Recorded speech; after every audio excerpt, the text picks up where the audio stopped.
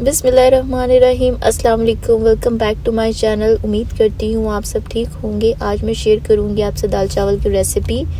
ये दाल बहुत सिंपल तरीके से बनती है पर बहुत ही मज़े की होती है, सिर्फ कुछ ही इंग्रेडिएंट्स की वजह से। तो हम अपनी रेसिपी को स्टार्ट करते हैं। सबसे पहले हमने प्रेशर कुकर में 4 से 5 चम्मच ऑयल के शामिल कर लेने हैं और एक बड़े साइज़ की प्याज काट लेनी है और इसमें शामिल कर देनी है। और प्याज को 2 से 3 मिनट फ्राई करना है कि उसका कलर लाइट गोल्डन हो जाए। जब हमारी प्याज लाइट गोल्डन कलर की हो जाएगी तो हमने उसमें 1 टीस्पून अदरक लहसुन का शामिल कर देना है।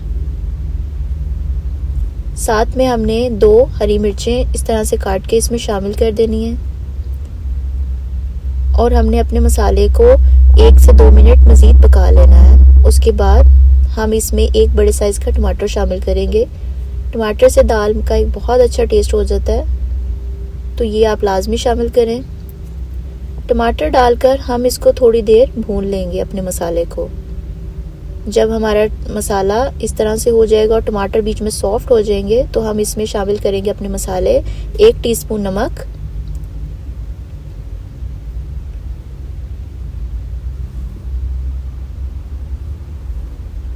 हाफ टी स्पून हल्दी, 1 टीस्पून हम इसमें लाल मिर्च शामिल करेंगे। ये आप कम ज़्यादा भी कर सकते हैं अपने टेस्ट के अकॉर्डिंग। 1 टीस्पून इसमें धनिया पाउडर जाएगा और 1 टीस्पून इसमें ज़ीरा पाउडर डालेंगे। और आपने अपनी फ्लेम को लो ही रखना है ताकि आपके मसाले नीचे ना लगे और आपने इसकी अच्छे से भुनाई कर लेनी है। यहाँ पर मैंने थोड़ा सा पानी ऐड किया है ताकि मेरे मसाले नीचे ना लगे और मेरा मसाला जो है वो अच्छे से भुन जाए।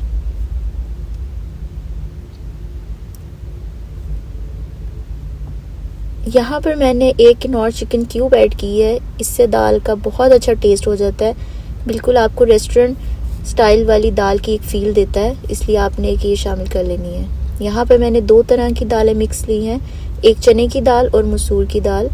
ये 2 कप दाल है। 2 कप दाल को हमने इसमें शामिल कर देना है अपने इस मसाले में और उसको 1 से 2 मिनट के लिए फ्राई कर लेना है मसाले के साथ। फिर इसमें मैंने 2 कप दाल के अंदर 3 मग पानी के डाले हैं। अगर आप इसकी कंसिस्टेंसी दाल की थोड़ी और पतली चाहें तो आप इसमें पानी और ज़्यादा भी ऐड कर सकते हैं।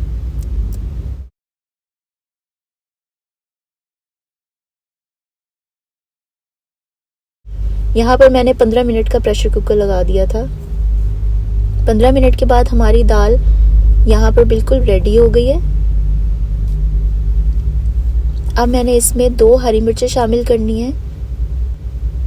ये बहुत अच्छी लगती है जब आप इसको अपने राइस या रोटी के साथ इसको खाते हैं। साथ में मैंने हाफ टी स्पून गरम मसाला ऐड किया है।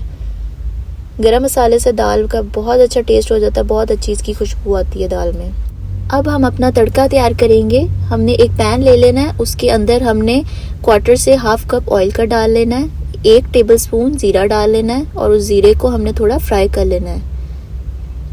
उसके बाद हमने 5 से 6 लाल गोल मिर्ची शामिल कर देनी है और उसको थोड़ा मज़ीद फ्राई कर लेना है।